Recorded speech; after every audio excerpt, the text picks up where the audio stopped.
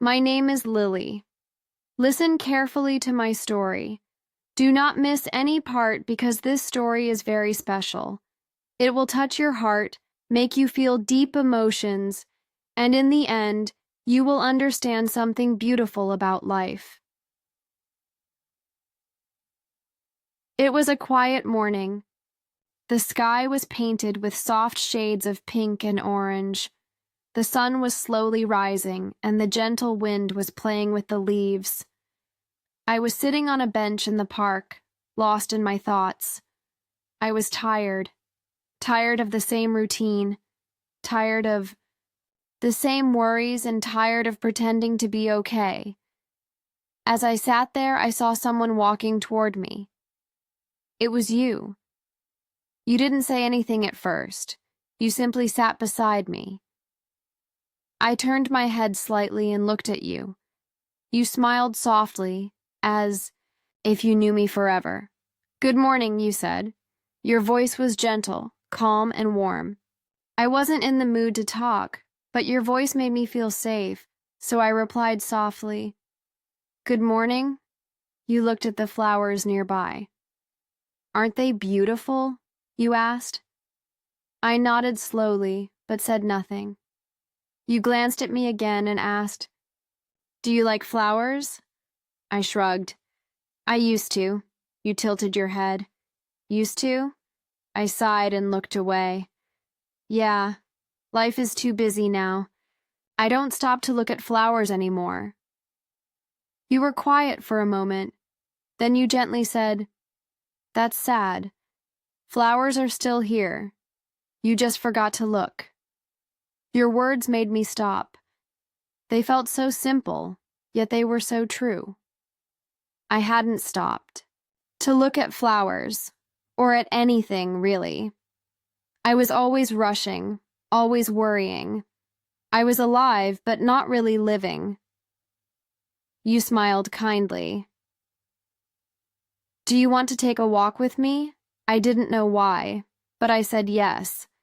Maybe it was your gentle eyes or the calmness in your voice. I stood up and we started walking slowly through the park.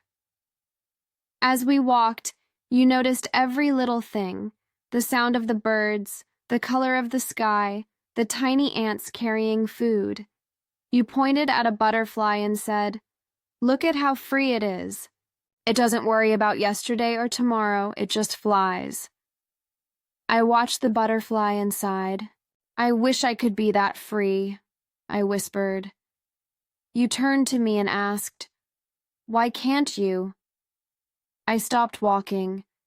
Your question made my heart feel heavy, because I have too many problems, too many things to fix, too many mistakes. You looked at me with gentle eyes. "But who doesn't?" you asked softly. "We all have problems. We all make mistakes. That doesn't mean we stop living." I shook my head. "It's not that easy," I mumbled. You smiled again, softly, patiently. "I know, but maybe it's simpler than you think." We kept walking. After a while, we sat down on the grass, watching the sky. You took a small leaf from the ground and twirled it between your fingers.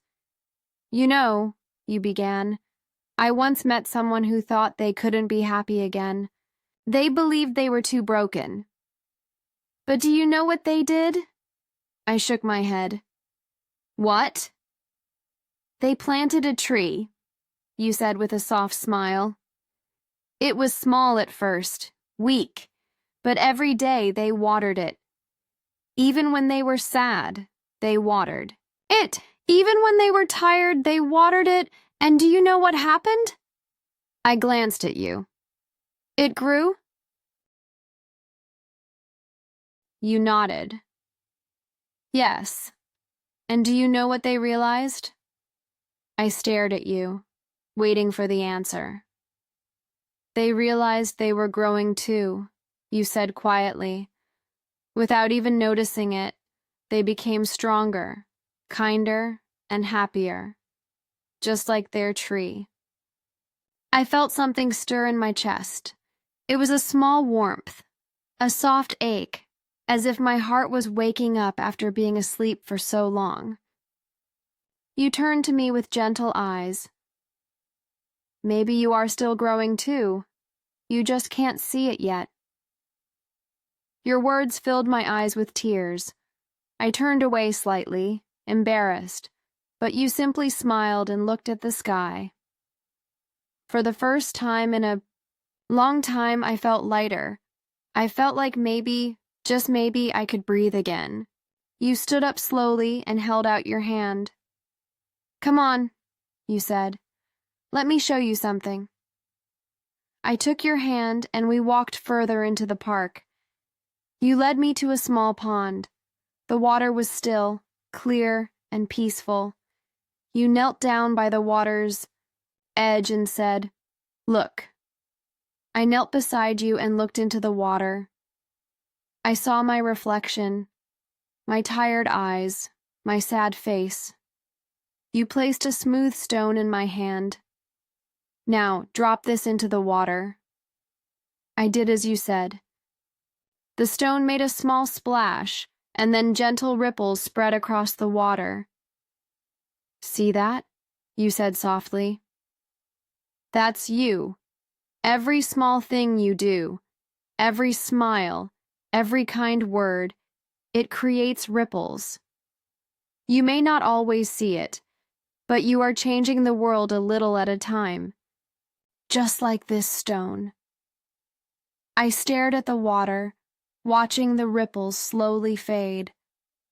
Something inside me cracked open, something I had been holding in for so long. The pain, the sadness, the tiredness, it all came rushing out. I covered my face with my hands, and to my surprise, I started crying. I didn't even know why, but it felt good. It felt freeing. You sat beside me quietly, letting me cry. You didn't say anything. You didn't rush me. You just stayed. After a while, I wiped my face and looked at you. "I'm sorry," I whispered. You shook your head. "Don't be. Sometimes we need to break a little to heal." I smiled weakly. "Thank you," I said softly. You stood up and smiled at me.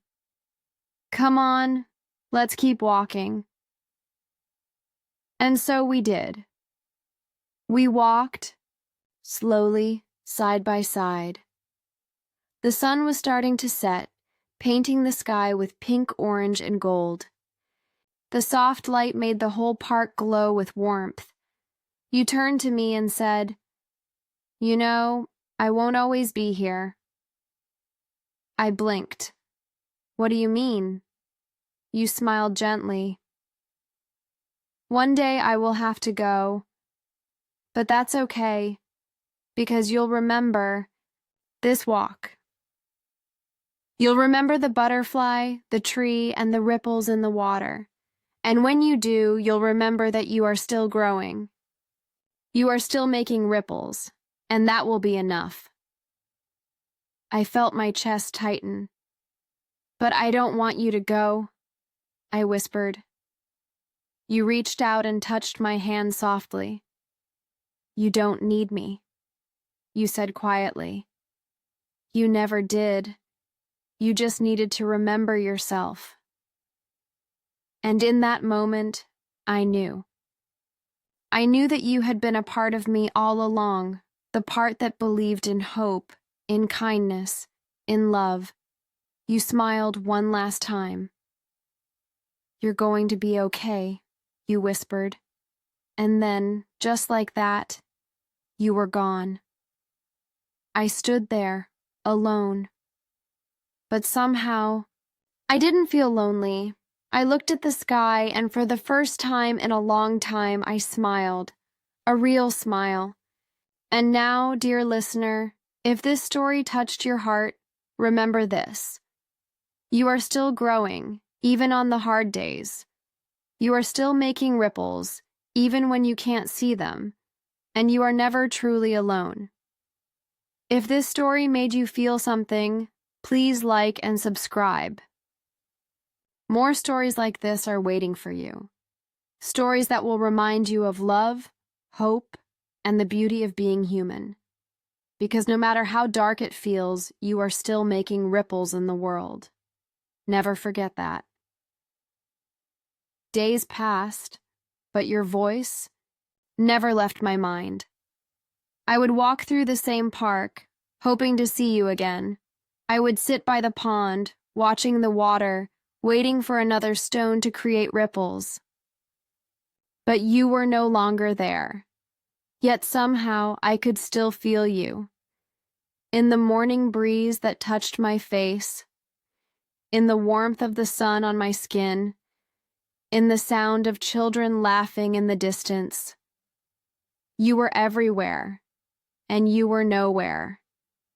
One evening, I returned to the park carrying a small notebook with me. I sat on the same bench where we had first met. The sky was painted with soft orange and pink hues. The world seemed so gentle, so peaceful. I opened the notebook and began to write.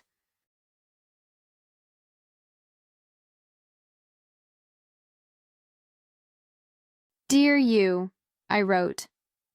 I don't know if I will ever see you again, but I want you to know something.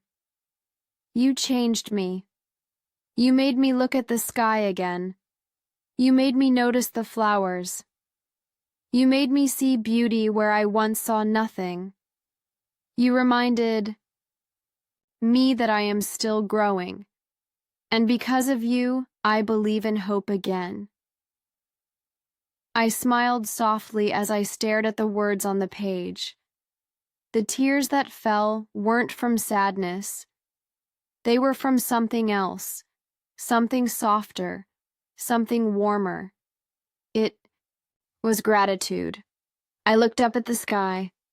The stars were starting to appear one by one, like tiny sparks of light in the growing darkness. I remembered what you said about the stars, about how people we love become stars and watch over us.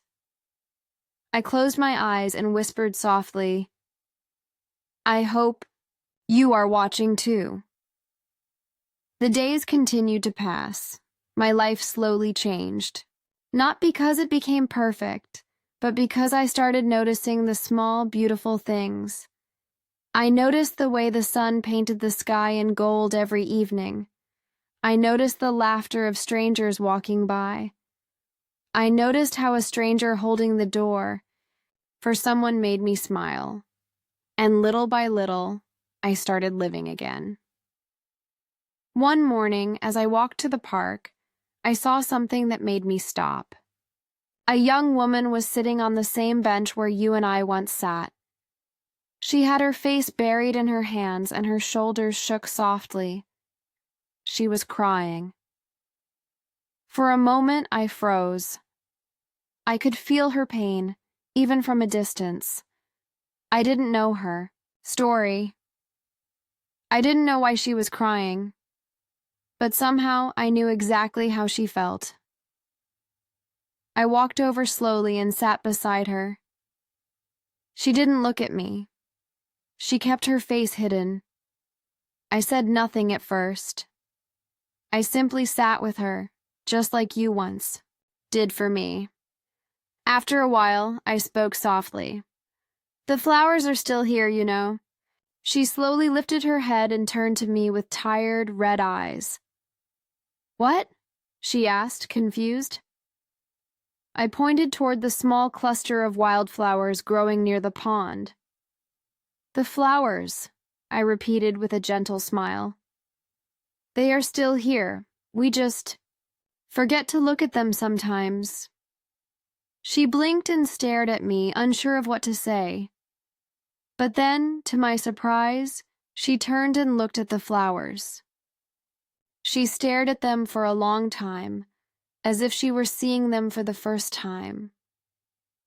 After a moment, she wiped her face with her sleeve. Her eyes were still sad, but there was a softness in them, a tiny, fragile spark of warmth. We sat there in silence, watching the flowers sway gently in the wind. I could feel her pain, but I also saw something else in her eyes, a glimmer of hope. Before leaving, I took a small, smooth stone from the ground and placed it in her hand. "Drop this into the pond," I said softly. She gave me a questioning look. "Why?" I smiled softly, feeling my heart swell with warmth. "Because even the smallest stone creates ripples," I said. "And so do you." I watched as she walked over to the pond and dropped the stone into the water. She stared at the ripples, watching them spread, just as I once did. And in that moment, I realized something. You were still with me. You were in every small act of kindness. You were in every gentle smile I gave to a stranger. You were in every soft word I spoke to someone who was hurting.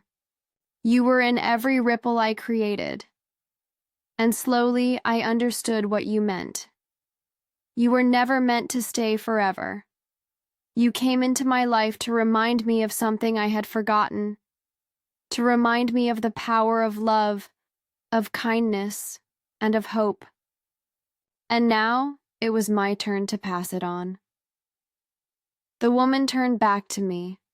Her eyes were still sad, but there was something softer in them now, a small light, like the first star that appears after the sun sets.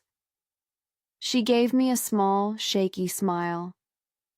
"Thank you," she whispered. I smiled back and said softly, "You're going to be okay." And I knew she would be. Because just like you once did for me, I had now done for her, and she would do it for someone else. And so, my dear listener, if this story touched your heart, let it be a reminder.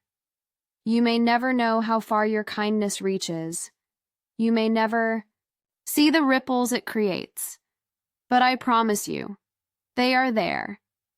You are changing the world even on the days you feel small. If this story made you feel something, please like and subscribe. More stories like this are waiting for you. Stories that will remind you that no matter how dark it gets, there will always be light. You are not alone. You are still growing. You are still making ripples, and you are still loved. As the days turned into weeks, something beautiful began to happen. I found myself looking at the world differently. I no longer rushed through my days without noticing the small things. I started to slow down. I started to feel again. I would stop to watch the golden light of the evening sun as it painted the rooftops. I would smile at the sight of children chasing bubbles in the park. I would take long walks with no destination, just to breathe, just to be. And every time I passed the pond, I would pick up a small stone, close my eyes, and drop it into the water. I would watch the ripples dance outward, growing bigger and bigger, reaching further and further. It became a ritual, a promise to myself, a reminder that no act of love, no matter how small, is ever wasted. One day, I was walking through the market, carrying a small bag of fruits. The streets were crowded with people going about their day. Vendors were calling out their prices. Children were tugging at their mothers' hands.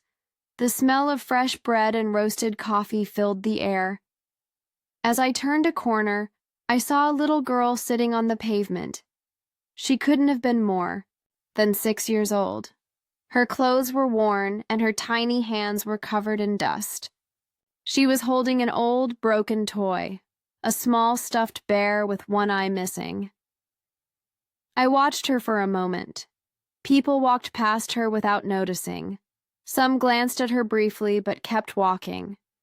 She sat there quietly, hugging her broken bear, her eyes tired and far too old for someone so small.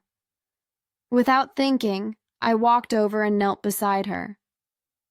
She looked up at me with wide, uncertain eyes. "Hey," I said softly. "Is your bear tired?" Her small lips parted slightly in surprise.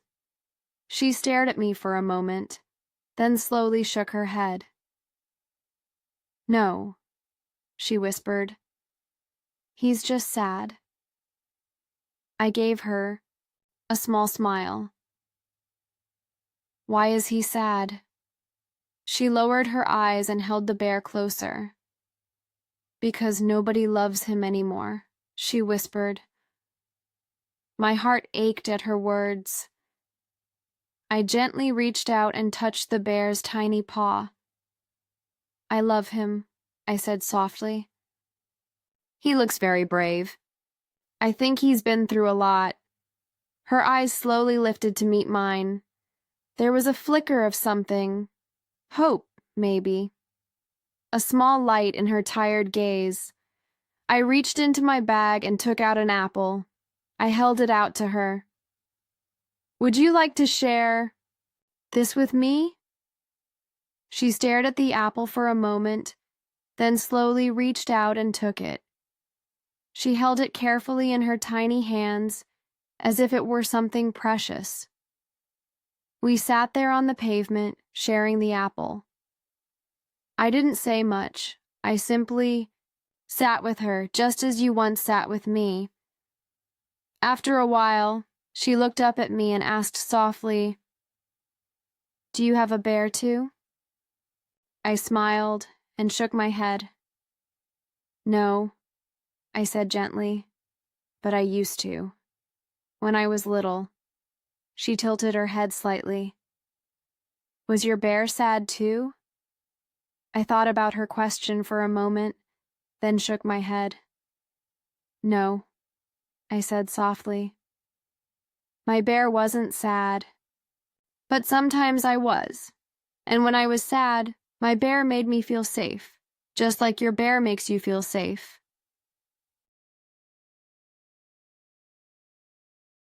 She stared at me, her little eyes wide and soft.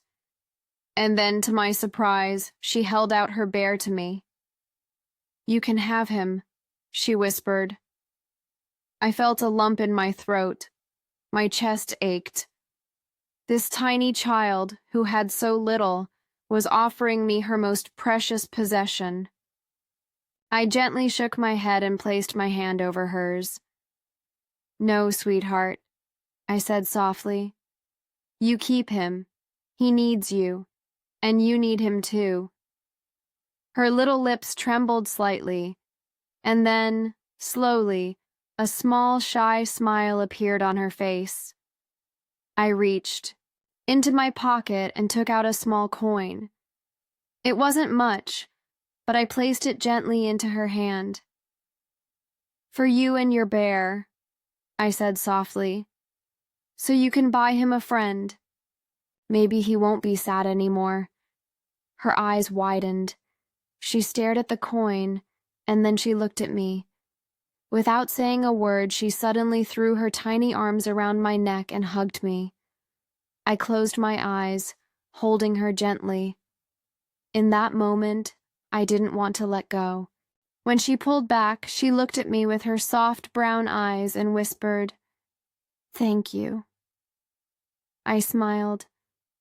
"You're going to be okay," I whispered, "just like you once told me."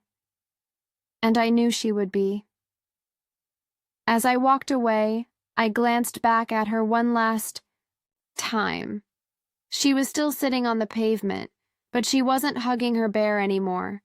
She was holding it close, but her arms were looser. She was no longer clinging to it out of fear. She was simply holding it with love. And in that moment, I realized something. We all carry broken bears. We all have pieces of ourselves that feel lost, unloved, and forgotten. But sometimes it just takes one person, a stranger, a friend, or even someone who was only meant to, walk with us for a short time, to remind us that even the broken parts of us are still worthy of love. You were that person for me, and now I was that person for her. And maybe one day she would be that person for someone else. I walked back to the pond that evening.